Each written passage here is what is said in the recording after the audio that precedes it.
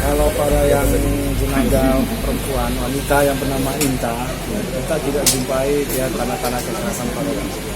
Jadi sepertinya dia itu bisa kita bilang dia matinya karena kita nggak jumpai itu kekerasan pada tubuh sendiri. Apa yang kita bilang? Yang ditemukan yang jelas dia sudah melalui proses pembusukan lalu.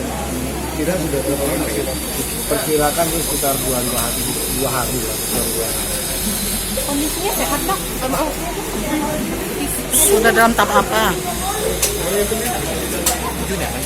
Ya, jadi kalau yang si Inta, Ya, tidak ada. nggak ada kekerasan, ini nampaknya dia.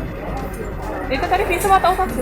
Kita hanya lakukan pemeriksaan luar, nggak ada yang pemeriksaan dalam. Pemeriksaan luar, dia kulitnya pun sepertinya udah mengkerut dalam air. Perkiraan sudah berapa lama nih dok? Kurang 2 hari.